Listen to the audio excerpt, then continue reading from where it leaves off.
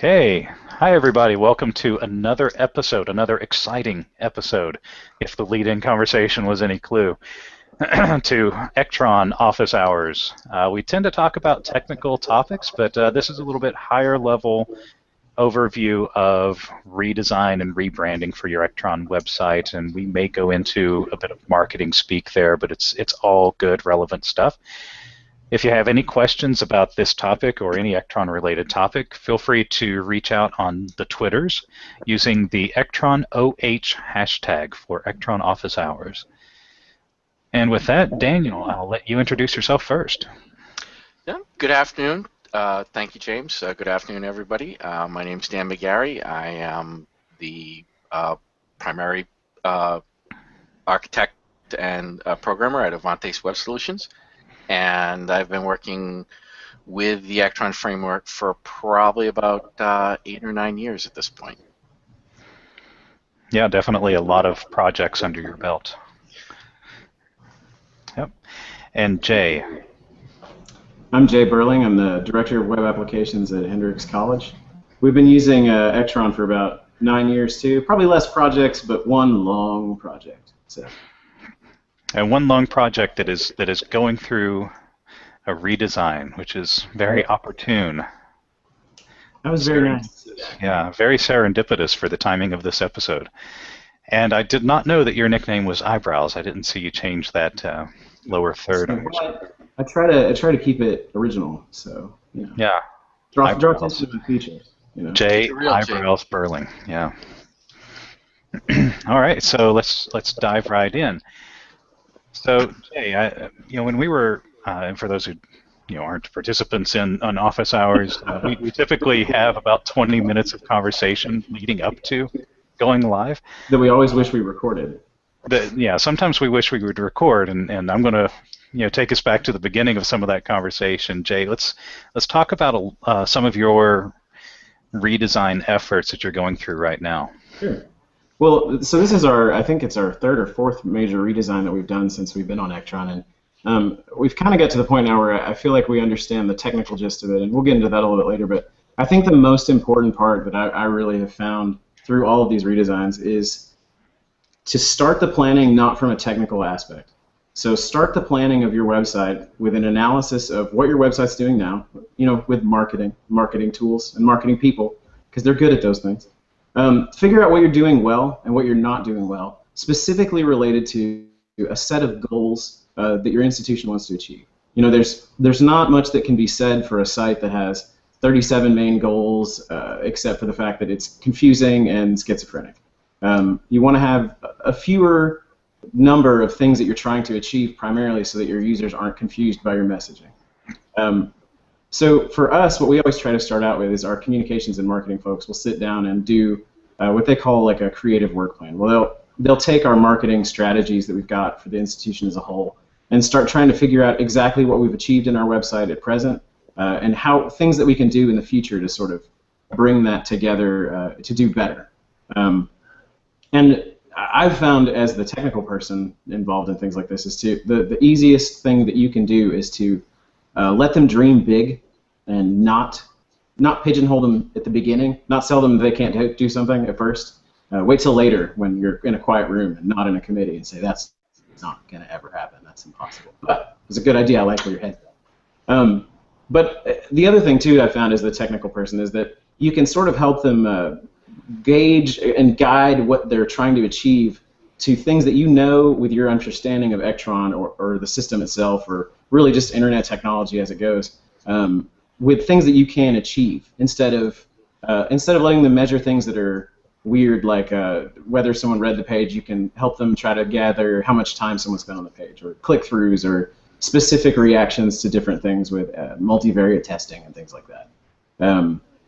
But so that's really the biggest thing for me in our successes that we've had in the past, is to let them go and then rein them back when you're trying to figure out exactly how you're going to implement the craziness that they've come up with. So I think that's yeah, go ahead, Dan. Well, I was going to say, I think that's a good point, Jay, to sort of be the fly on the wall, as it were, in those early meetings. Oftentimes, I'll get in. I'll be invited to a meeting like that, and I'll be asked, well, is this possible? Is that possible? And quite frankly, my answer usually is, well, it's all possible. It's ones and zeros. Exactly. It's how much effort, how much value does the organization place on one set of outcome versus the other, and determining what your key performance indicators are going to be. So this goes back to, as you were saying, get those marketing folks involved, get the SEO type folks, people who are tracking time on site, page visits, click-throughs, those sort of things, and figuring out, well, where their pain points are, what they'd like to see happen, and what they'd like to see, what's happening now, what they'd like to see happen differently, and just be that sort of that sponge and let it all kind of come in. And then the corollary to that is you're dealing with people who have, for the most part, they've got their vested interest. They have something that they want to see, and everybody's got their own little favorite slice. So you want to try to make sure that you accommodate each slice as much as possible, and getting buy-in at a high level, and I'm sure you know this, Jay, in big organizations helps, because then once you get the stakeholders onto a single message, it's very easy for them to then kind of keep their departments, their staff on aligned with what the overall organizational goals are. And not everything can be met, or might, it's part of that quote unquote central committee to decide what features are really most valuable. A lot of times I'll sit down with, say, a divisional VP, and I'll say, okay, what are your top 10 issues? Now draw a line in below the third and draw a line below the sixth. We're going to hit those top three. We're probably going to get those next three, and we may come back around and have a conversation about the bottom three, especially as budgetary factors are brought to bear. So some of the questions that I think are very helpful is, how do you measure success? Which will tell you exactly what they're looking for. Are they looking for leads? Or are they just looking for traffic? What are they looking for? How do they measure what they're looking for? Because you need to have not just a gut reaction to whether your site is working or not. You have to have quantitative results. Exactly. So there's that one. And then, Dan, I think this falls in line with what you were saying. One of the questions I ask is, what keeps you up at night? Yeah. Great one. I think those are really important for determining value for features, and I think that's something that, especially after those initial marketing meetings, you end up with a giant list of features that people want to use to try to achieve the goals that they've come up with, and hopefully you've helped them kind of frame them into things that are measurable, exactly like you're saying, because I think it's a marketing principle, not being a marketer, I'm not sure, that it's not a thing unless you can measure it, because you won't ever know if you've achieved it otherwise. And I think that's half of the equation that we try to bring to them. And so what we'll do is we'll take those, and this is sort of back to our Scrum development process we use here. We'll take their features that have certain values, and then we'll try to determine rough strokes, what would it take to implement any of these particular features. So kind of figure out how much effort each one of them is going to take. And then we can help them do exactly like Dan was talking about, to draw the lines underneath the ones that are both the most valuable and the ones that aren't going to destroy everything in trying to accomplish. So I think that's probably what you're talking about, whether you're trying to help figure out the budgetary issues on the bottom issues and stuff like that. To me, I always phrase it as must-haves, good-to-haves, nice-to-haves. Right. And oftentimes too, you may have two stakeholders that come in with what seemingly could be competing needs, but when you sort of unpack it, you find that there's enough common ground that you could create something that might not be absolutely perfect for one and not absolutely perfect for the other, but covers the two enough so that they go away happy. So that's also an impact, a factor as well. I think one of the things that we didn't touch upon before we started broadcasting live, but I had been in the back of my mind. I think the other one of the things that you want to think about when you're going through a rebrand, particularly a rebranding process, is you don't want to throw the baby out with the bathwater. Part of that initial stakeholder meeting and having particularly SEO experts involved is, I like to see, well, what's our current traffic on the site? What sort of URL redirects, what sort of 301 redirects are we going to have to bring to bear? So those are all, those come into play from a launch strategy. But if you don't consider them up front and consider, well, I've got a certain amount of content that we may have to refactor from one smart form type to another to adhere to the new design, but I don't want to lose any metrics that may have been accumulated against that piece of content. That those are important factors from a technical standpoint, and I think it's our job as technical leads, particularly on the CMS, to point out those considerations and make sure that they're getting covered up front, because oftentimes they, from a purely marketing standpoint, they're not necessarily thinking that far ahead as to how do I preserve what we've already built up. And then how could you leverage these things we're building to build similar projects in the future? Even in a single organization, we do that kind of stuff all the time. Try to generalize a topic to make it work out really well for more than just one particular issue.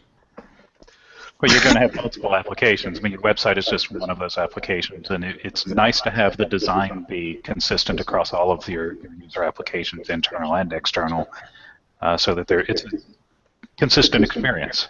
Exactly.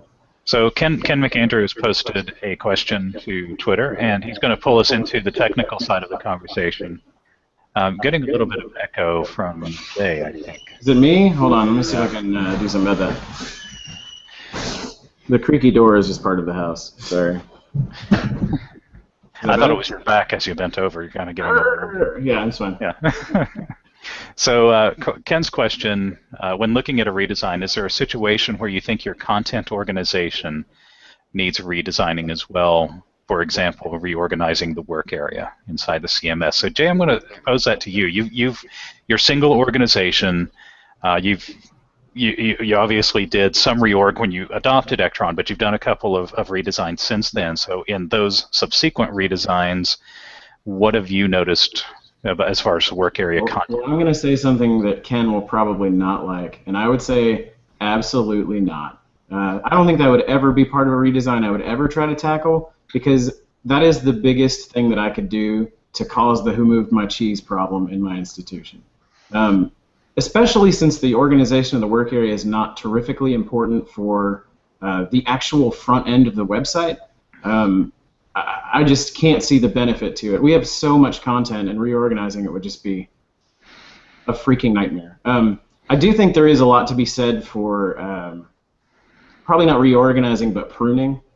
We do a lot of content archiving whenever we're pruning the site every time we try to go through a redesign, to try to eliminate old messaging that's not really relevant anymore and things like that. But no, I don't think I would ever reorganize the work area. It would be, my gosh, that would be so many help desk calls. I think it depends on how much you lean on that organization. But Dan, I'll let you chime in first.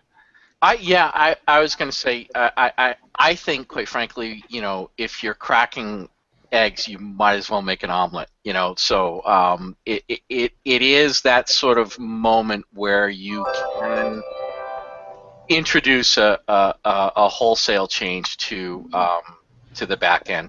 Now, sometimes you might have a project.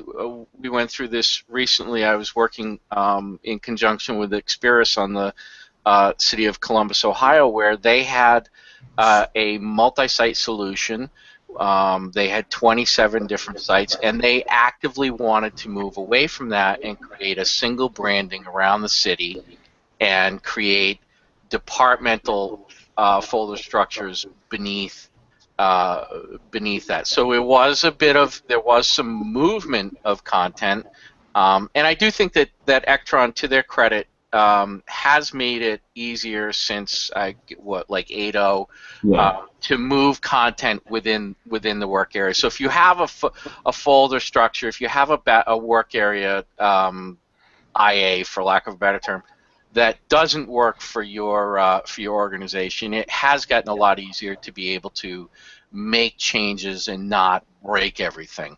But sometimes the project, and this goes back to Jay, what we were saying earlier, that one of the primary drivers on that COC relaunch was to create a consistent branding and to make it so that you didn't have that. They wanted to move away from the silos of data and allow for more sharing of content across the departments. We did that through sort of what I guess you could best be described as kind of a microsite technique, where we had some configuration smart forms that were then associated to a particular folder, and that folder sort of inherited that kind of template. But it meant that a lot of things that their end users at the end of the day previously had to worry about from a page structure, no longer they didn't have to worry about it anymore. They could focus simply on the content. So I know I'm rambling a little bit, but I do think, I'm going to beg to differ, that now I'm not in charge of a single a single university's website, so I may have a different opinion if I were in your shoes. But I do think that, yeah, you can get away with some wholesale refactoring, especially when it dovetails with when it supports those KPIs that the organization. I think that's the key. That is the key. Really, I definitely wouldn't want to do it if there was no reason. Right. But for us, we've never had a reason, because our organization is primarily used to inherit permission sets. And we did that initially from the get-go when we implemented. So our permission sets are pretty well defined, and they're pretty organized based on departmental structures, who's responsible for content. And the other difference, and I don't know if this is just really how we did it or if this is a common thing, but we pretty much have one content block per page for the majority of the entire site.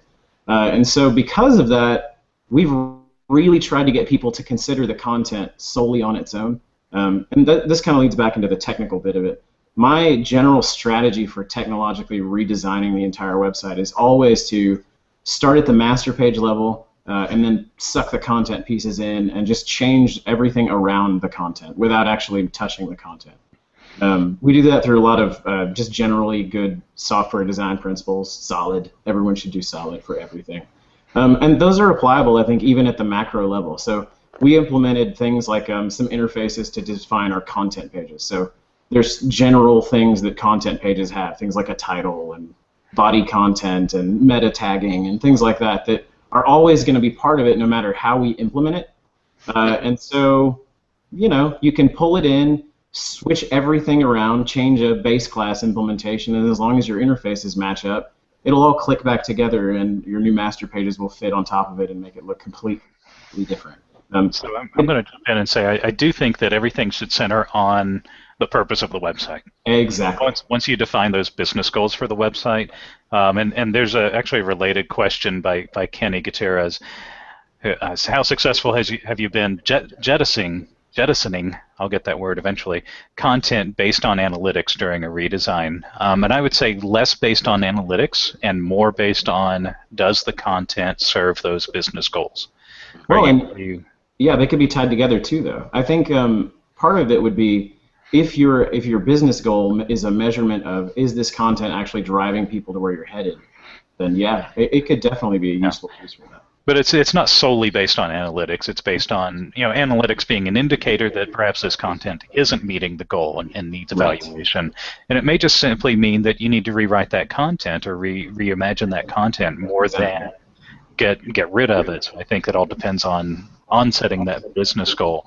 Now, you guys told a little bit of a different story between should you re-architect the content or should you leave the sleeping dog, as it were. And I think that the difference there is really just highlighting that if you have a good architecture, the better your architecture, the better it's planned out, the less likely you are to need to do any re-architecting. And therefore, the need to do re-architecting at that point is simply based on did the business need change, or do we need to go in a different direction in order to meet that business need with this content? And then you look at re-architecting. Right. But if you have a very poor architecture to begin with, and that's why, Jay, I led with you because I knew you would probably have a good architecture.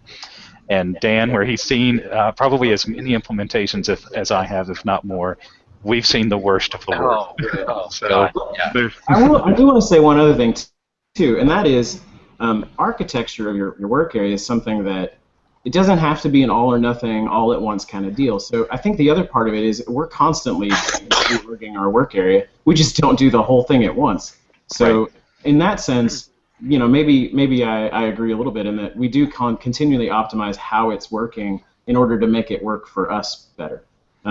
Somebody asked if I have any developers that work for me. I have two guys that are fantastic at their jobs, and we all support the site and develop for the site. And so the more time we can spend developing and less time supporting, we're going to make those changes in the work area that make that happen. Yeah, absolutely. That was Catherine, by the way, and her Twitter screen name I think is awesome. It's Super Design Girl. Nice. It's a good one. And Heaven Jacob, I would prefer Redesign to go with a CMS version upgrade, which I think makes a lot of sense. If you can do both, if you're considering both, then take the opportunity that's presented to you and take advantage of those new CMS features.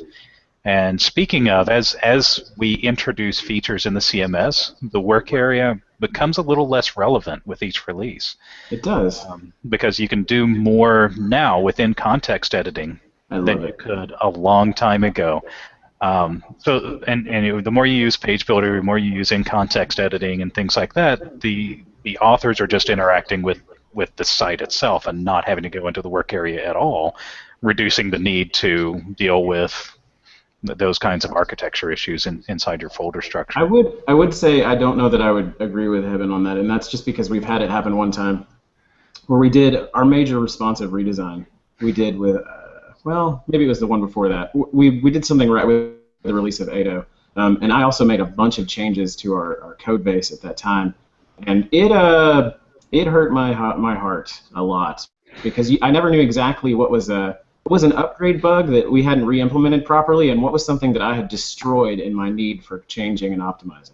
So in that sense, it can compound the issue. But as far as training goes, I do always try to do training right around the same time of upgrades. So, and if that's kind of the focus, then yeah, I would agree with that part. Well, I think the focus there is taking advantage of those new features. Oh yeah. In order to support the business goals, especially if you can align, some of the features that are coming out with Ektron version, 9.x or 10 or whatever's next, then, it may make sense to do your redesign in order to accommodate some of those new features and drive business. That's a good point. That is a good point, but by the same token, I think Jay's point is valid too, James. That I can see a situation where you run an upgrade and you apply not a brand new but a fairly moderate overhaul of your code base, and then you're chasing your tail. If something goes wrong, is it the upgrade? Is it the framework? Is it something custom in the database that I did years ago that I forgot about? Who knows? So one of the things that I like to do in a situation like that is to actually, create a sandbox and run an upgrade.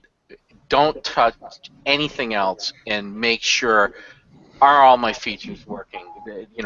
Did everything upgrade correctly? Do we have any problems with existing code? and then evaluate that in light of what features do I want, what features did the business decide are primary drivers, and can I accomplish those easier with the new code base than, with the new version than an older version. It brings it back around to what are the primary drivers of the project. Yep, and it's, I think also one of the things you can do is, as a technical person, something that you can bring to the table in those discussions, rather than just being a fly on the wall, is knowing the technology that's going to support those goals and being able to contribute ideas around that. They may not know what's possible. Jay, you said that you like to have the visionaries in the meeting who don't know what's possible, because that's not going to limit them. But sometimes you do get people who are kind of locked into certain ways of doing things, and you can say, well, if we use Google Analytics, then we can easily push this kind of data to do our own A/B testing and things like that to drive more decision making. Take some insight into what's going on the site, and then follow up with action on it. So I think as a technology person, you can bring that to the table in those conversations and kind of play technical hero to the marketing team. Exactly. Well, one other thing you can do as a tech person, I guess it depends on the institution, but for situations like that that Dan was mentioning earlier, where people come with slightly different goals to the meeting, is to really just help facilitate that sort of same team mentality, because you don't really have a hand in any pot, because you support everyone equally. So you can try to bring them all together and say, hey, we are all trying to achieve these same goals for this institution that we all work for. So let's do that. Yep. Yeah, it eliminates a lot of headaches. When you establish 3 to 5 primary goals of the website, then you have less challenge in telling people not everybody belongs on the homepage. Right. For example, when everybody for everything that happens in a meeting, a mountain of them. I don't know how much that would be in money, but it would be a lot. Yeah, everybody wants on the homepage, but when you establish those business goals up front, then you have a basis for making an argument for whatever the decision. I think we all have had to deal with everybody wanting to be on the homepage at some point, so that's just a classic example. But whatever argument you need to make can be supported by that 3 to 5 list of these are the business goals that the website needs to support. What you're asking for does not align with these business goals. Therefore, we're going to do something else, or it's going to be put lower on the priority totem pole. Right. All right. So that's got a totally random question. Super Design Girl, and I know your name's Catherine because I see it in Twitter. I won't call you Super Design Girl, has another question. I have an off-topic dev question. I'm wondering how much success devs are having with the framework API, specifically pagination. I have a lot of success with it. But I also love the framework API. So I think really the hard thing to get used to is the concept of the fact of dealing with pagination. And if you never had to work with a data grid, it probably isn't just something that's in your head all the time. But I haven't had any issues with it. So Dan? I agree. I love the framework API, and yeah, haven't had an issue with pagination. Not at least since .NET 3.0 came out. Yeah, and I will go firmly on record right now and say I love the framework APIs. Yeah, I could easily do that as well. Yeah, framework API is awesome. Anybody who had Ektron pre-8.5, yes, yeah, would have to agree with that statement. I can't imagine anybody not agreeing with that. So Jay, I saw you replied, what kind of issues, and I agree, Catherine. Let's figure out what kind of issues you're seeing. I'm gonna throw out some random technical stuff for redesign while we're talking too, though. Yeah, go ahead. So after the the marketing plan and everything, maybe you want to know what your next steps should be, and I think that the steps at that point are really to get the designer involved, get your devs involved, start trying to flesh out specifically how you're going to implement any of the features that come up, and give them wireframes. Don't do Photoshop mock-ups of your site. Do not do it. It implies in the head of someone who is not developing your site that you're done when you know it's just a picture of the site. So I recommend, there's a ton of like good mock-up tools out there. Balsamic's one that we use a lot. Use that kind of stuff. And don't be afraid to sit down and have like user testing with the good old paper models, because there's a lot to be said for that. I agree. Wireframes, paper models. The one thing that I would really like for marketers to not do, but I don't think there's a way to avoid, is sending me sites that they like without really telling me why they like that site or what about that site they think would drive value. Right. So it's I like this site. I'm going to pick Boston Globe. It's a great site. There's a lot to like about the Boston Globe website. Why do you like that site? Why do you think that doing anything on our site like that site is going to drive that business value? Maybe a good way to do that would be with your business goals that you've already worked up theoretically in your previous meetings. So have them attach to one of the goals the particular pages that they like, and then why.